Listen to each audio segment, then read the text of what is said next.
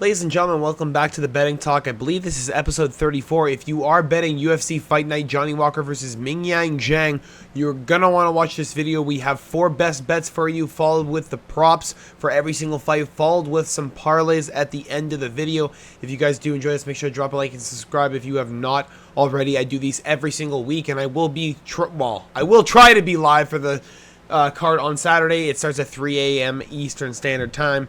That's a little bit rough, but we will try our best tomorrow to go to bed at a decent time and try and watch the card accordingly. Now, we will get right into the best bets, and I'm actually quite excited for this week. There are some pretty decent bets that you can put down. There are some absolutely fantastic, really, really good underdogs on the week, and we're going to get right into that right now.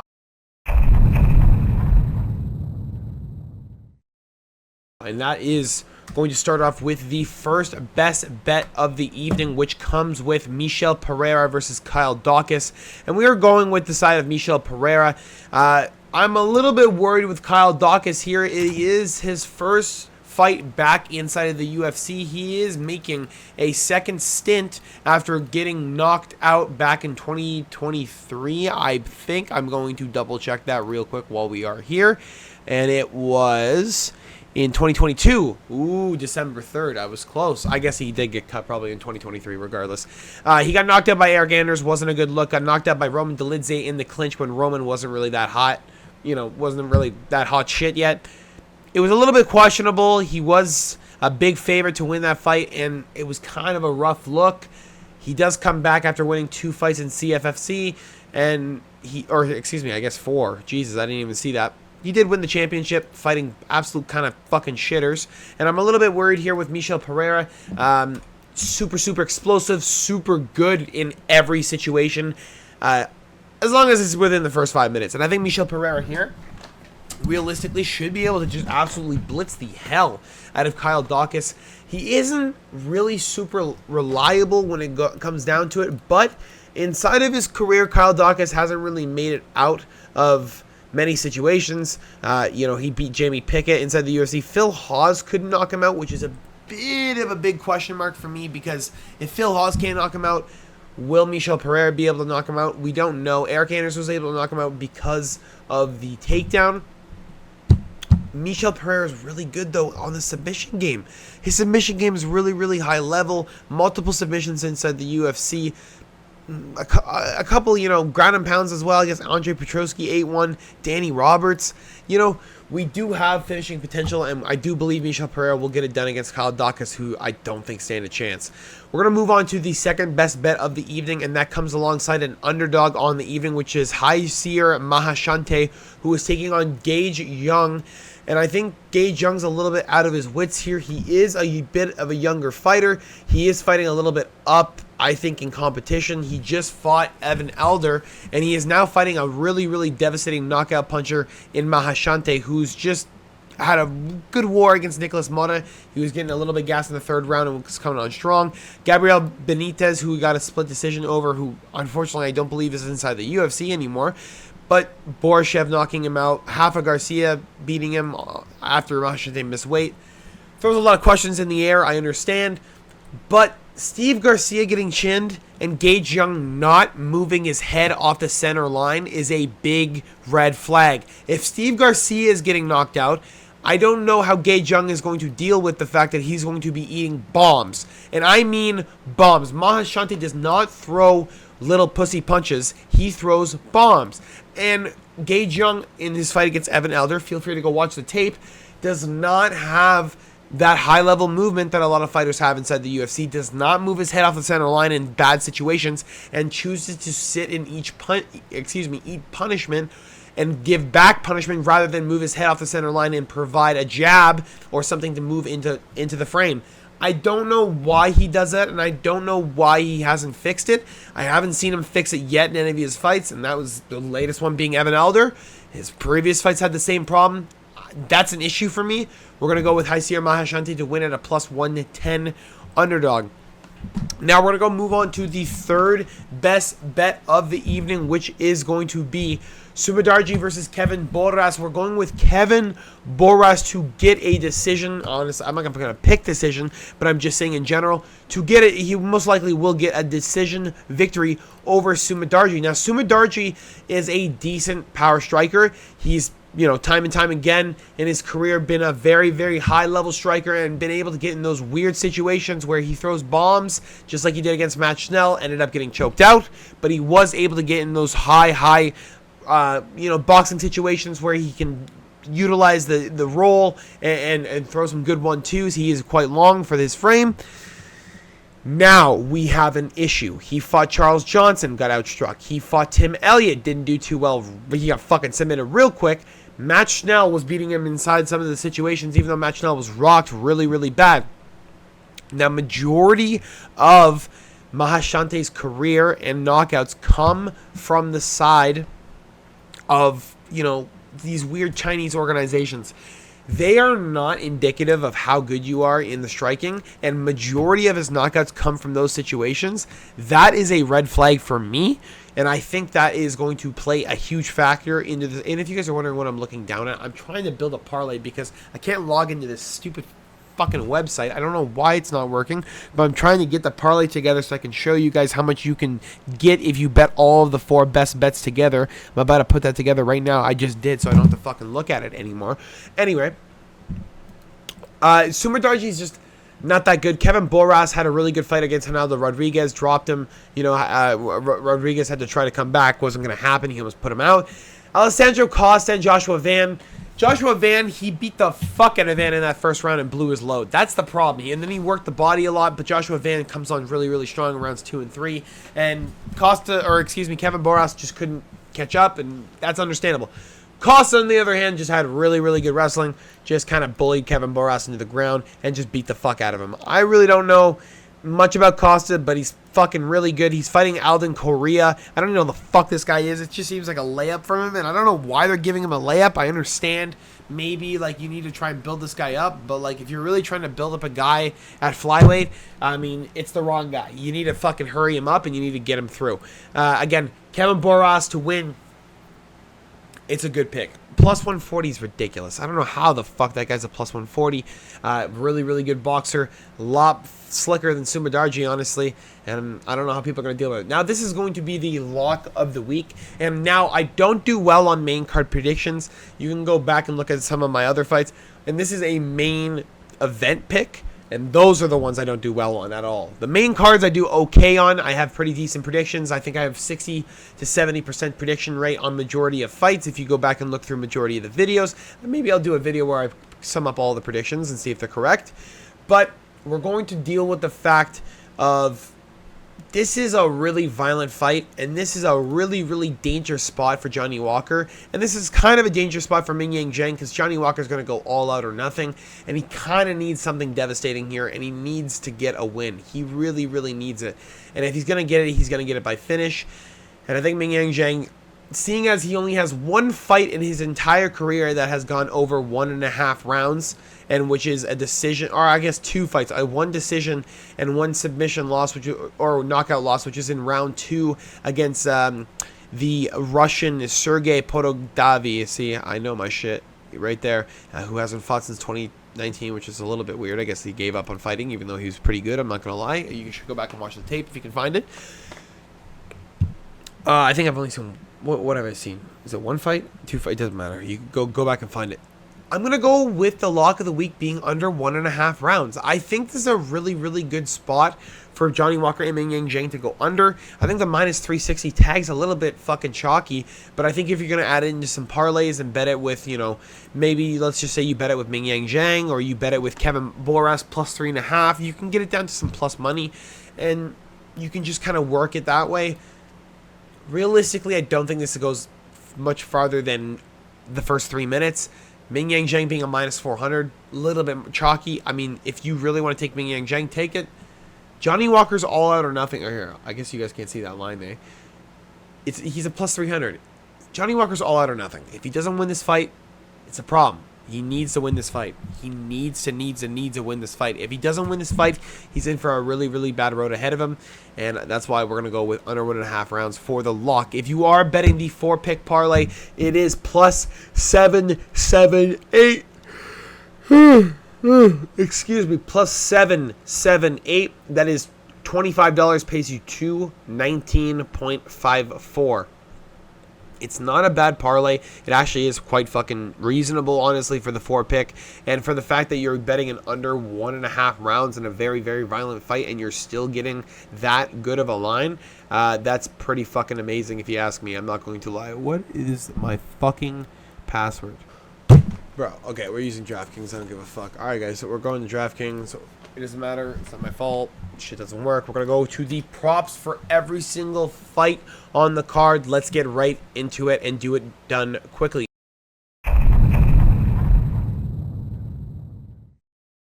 Sati Baldiev versus DR Nergozai. We don't have a line for it. Sati Baldiev should be able to knock him out. Long Zhao versus Su Young Yu. This is a very, very close fight, but I do believe Su Young Yu is a little bit more adaptable. I think he's a little bit better when it comes down to majority positions. And I think when it comes down to the grappling, Su Young Yu is going to abuse the fuck out of it. I think the clinch is his friend. I think Long Zhao is a very, very good pressure fighter. I don't think Su Young Yu fumbles under pressure, and I think he actually ends up fighting a little bit better. I think Su Young Yu is going to end up winning. Give me Su Young Yu to win via submission or decision against a Long Zhao who's going to be looking for something wild all night. Now, actually, honestly, guys, there is no point in betting that. You should just bet the line because it is literally 5 points off. Yiza versus Weston Wilson. We're going to go with Yiza to win by finish. There's absolutely no, or excuse me, knockout. There's absolutely no fucking, I'm sorry, Yiza to win by submissions minus 175? I'm sorry, guys. Hold on. What? Why?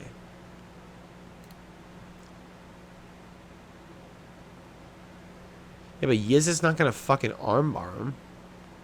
Dude, it's Weston Wilson. Do you know how aware Weston Wilson is? Jesus Christ. He's been submitted by Gogo Plata. Oh, Jesus Christ. He got some... Yeah, okay, never mind. We're going to go with Yiza to win just by finish. Where's the finish? Yiza to win by knockout or submission. There you go. Minus 550. Fucking chalky shit, but you're betting a big-ass parlay. And that is the best bet, honestly. You want to bet the minus 3.5? No, you don't. Michel Pereira versus Kyle Dawkins. We're going to go with Michel Pereira to win by submission or KO or submission. I think he's going to need a finish here. I think Kyle Dawkins is a little bit shit. And I think he's just a little bit... Honestly, Michel Pereira... Let me see. Isn't Kyle Dawkins a fucking wrestler? I need to double check that too. Let me check. Let me double check. Double check. He is a big submission guy. He's never been submitted in his career. So we're going to go with KO or decision because that's obviously the better pick. Rong Zhu versus Austin Hubbard. I'm going to go with... Oh, Jesus. I'm going to go with Austin Hubbard plus 3.5. Rong Zhu against... Actually, hold on. Why do I keep closing this? I need to stop closing this. Where is it here? Austin Hubbard versus Rong Zhu. A lot of people are picking Rong Zhu here. Chris Padilla was able to outstrike him. Cody Steele was a little bit lackluster performance. Fought a lot of road to UFC guys who are bums. Austin Hubbard having split decisions over Markel Medeiros. I thought he won that fight. Alexander Hernandez, close fight. Miguel Figueroa. Ooh, shit, eh? Austin Hubbard is not that bad. I understand people think he's that bad. He's not really that bad. He's the guy who retired Max Roscoff. The guy who sat on the fucking stool and gave up. You know what? We're going to go over 2.5 rounds. I think Austin Hubbard can make it to the bell. I think Rong Zhu is really, really durable. And I think if Austin Hubbard's going to win it all, it's going to need to be a finish. Because Rong Zhu is just a little bit too aggressive. He's got really, really good striking. Even though I think he's a bit of a bum, Austin Hubbard's not that much better. We're going to just stick with the over 2.5 as the pick. Charles Johnson versus Loner Kavanagh. We're going to go with Charles Johnson plus 3.5. Every time he fights prospects, he always ends up turning out very well. Honestly, if I were you guys, I'd be putting money on Charles Johnson this weekend. I think Charles Johnson's going to be able to outperform Loner Kavanagh, who's a little bit too young at the position that he's in. He hasn't had enough fights on his belt in order to justify the position that he's in. The guy's 9-0, and he's fighting 17-7 Charles Johnson, who knocked the fuck out of Joshua Van in the third round after getting told he needs a finish. Beat the shit out of Suma Darji. Unfortunately lost against Ramazan Tamirov, but honestly, Kavanagh would have had a really, really difficult time with Ramazan Tamirov, and Johnson almost won that fight. It was 1-1 going into that third round, and Johnson unfortunately could not pull it away. And you have Loner Kavanagh here, who, again, we don't know a whole lot about. Knocked out Antoine Ho, beat Jose Ochoa, and then beat up Felipe Dos Santos, who isn't really a UFC fighter, for being 100% honest. And now you have him fighting Charles Johnson at a -205 favorite. A little bit goofy, if you ask me. Now, next, Mahashante versus Gay Zhang. You already know we're picking Mahashante, but we're going to go with KO or decision as the pickup at a +120. That actually isn't bad. Where is it here? Nurajay versus Kiefer Crosby. We're honestly going to go under... Oh, fuck. Under 2.5 or under 1.5? What do we do here? I'm just going to go under 2.5. No, under 1.5 rounds. There's no way this makes it out of the first round. Kiefer Crosby most likely will be getting knocked out. I think that guy Nurajay has a lot of first-round finishes. He has all first-round finishes. Jesus Christ, yeah. There's absolutely no way Kiefer Crosby makes it out of the first round, and if he does, it'll be because he wins in the first round. He's going to need a finish. He's going to need to prove something, because right now he looks like ass inside the UFC, and he probably is going to be getting cut. Suma Darji versus Kevin Boras. You guys already know what we're doing, but this is a prop section. So we're going to go with Kevin Boras to win by knockout or decision over Suma Darji. I think Suma Darji's in over his head, and I think you're going to expect... Oh my god, it's actually the same line. It's literally the exact same line. We're just going to bet the fucking money line. It's the exact same line. Sergey Pavlovich versus Waldo Cortez Acosta. We're going to go with Sergey Pavlovich to win by knockout. It is -110 on most other books, but we're going to be going with the plus money here. Sergey Pavlovich will wade into the fire against Waldo Cortez Acosta, or at least he should. That is exactly where he should be, and most of the fights that Sergey Pavlovich has won is exactly where he's going to need to be against Waldo Cortez Acosta. He's going to need to be right in front of him. He's going to need to try and blitz him. He's going to need to try to put him out quick, because he's going to be dealing with heavy hands all night. And Waldo's a lot faster than a lot of other heavyweights. Even though he weighs in at 262, this guy still is very, very fast when it comes into the fights. I'd be a little bit worried if I was Sergey Pavlovich, if I was being 100% honest. Now, we're going to move on to the next one, which is Brian Ortega versus Aljamain Sterling. We're going to go with Aljamain Sterling to win by decision or knockout. I think Aljamain Sterling's in a bit of a weird spot. He should be able to win this fight against Brian Ortega. He shouldn't have a tough time with it. The only thing is, get out of the guard of him. Like, stand up. And yes, I'm drinking a 2-liter of fucking Mountain Dew. I haven't had pop in fucking months. Shut up. Fuck. I've been working on this shit, bro. Holy shit. I have arms. I've never seen a bicep in my fucking life. It's insane. It's actually, like, even though I'm fucking pathetic to you, it's fucking impressive to me. Brian Ortega is only really good in his guard. We have a big issue with fucking... Like, he gets rocked every fight. Every fight, no matter the striker, he's getting shinned. And it's weird, because he's not bad on the feet. He just... It's like he needs to get punched to realize what the fuck is going on. And that's bad, because I don't want Brian getting hurt like that. But he's going to get hurt like that by Aljamain. Aljamain's going to hold him in a bad spot on the ground, with his back probably giving up. He's going to eat some bad shots to the side of the head, and I'm guessing it's going to be a KO stoppage, but we're putting decision on there because the over 4.5 is -215. You might as well put fucking decision in there as well for a -170 prop with Aljamain. Rough fight. Johnny Walker versus Ming Yang Zhang. Of course, we have to put the lock of the week under 1.5, -315. That is a 12-pick parlay. $10 does win you $3,892 if we hit the whole night. Will we do it? Probably not. But is it worth a buck to win what? What's the buck? $1 wins you $390. That's pretty fucking cool. I'm not going to lie. We're going to go off with some parlays. Let's get right into it.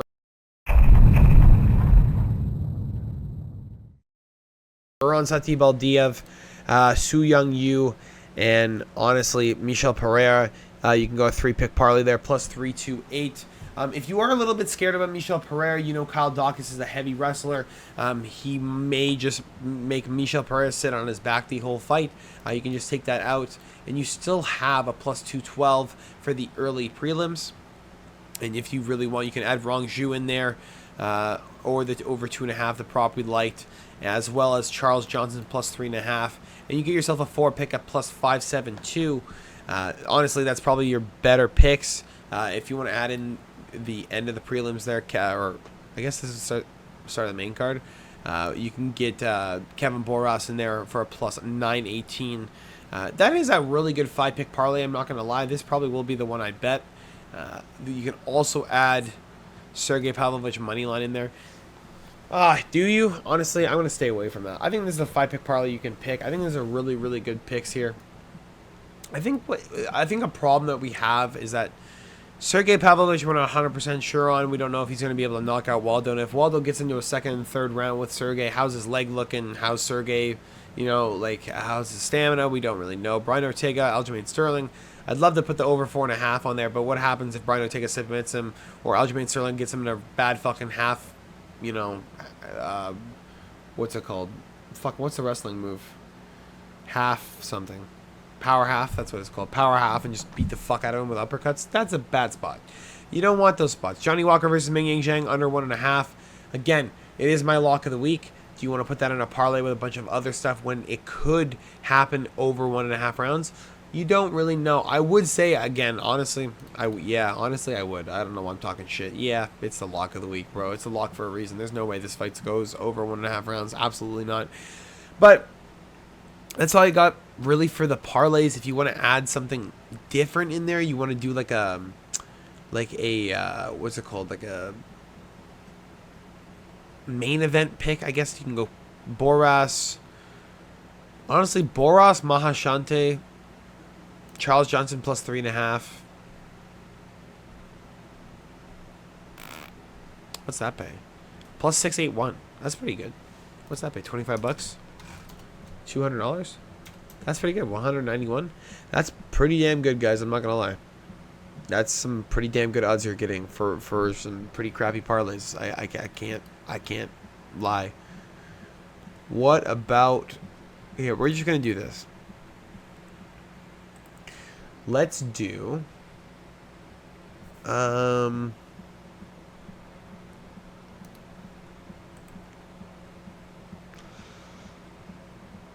Su Young Yu. What's his submission, bro? Oh my Jesus. 800. Is that even real? Is this real, chat? His jiu-jitsu is so fucking good. How the fuck is he a plus 800 to submit? That's actually insane to me. We're gonna go with Mahashante. What's the fucking prop that you like there? Honestly, I feel like he knocks him out, right?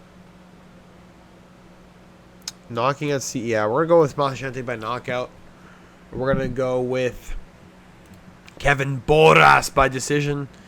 And we're gonna, honestly, he probably could knock him out, but we're just gonna sit there. And we're gonna go with who's gonna get a submission tonight. Yiza by submission, because if that's really what people are saying, I guess that's what you're gonna have to do.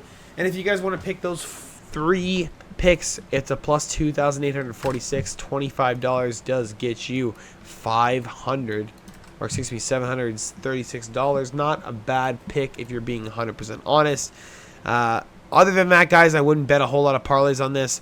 I think if you want to bet all of our picks for the evening, you can go Zhang Mingyang, Aljamain Sterling, Sergey, Kevin Boras, Nurje, Mahashante, Charles Johnson, Rong Zhu, Michel Pereira, Yeza, which there's no point because it literally, it does boost it a little bit. Su Young Yu, Uran Satibaldia. That gets you a plus 23,745 parlay. That is all of the picks. If we're going to ace tomorrow night, it is $2,384. I mean, if you believe, you believe. Maybe we'll bet it. Maybe we won't. We'll see. Hopefully you guys did enjoy. Make sure to drop a like and subscribe if you have not already. I will see you guys all for the live tomorrow. Hopefully you guys don't pass out because I don't know how I'm going to stay up for that. I'll see you there. Peace.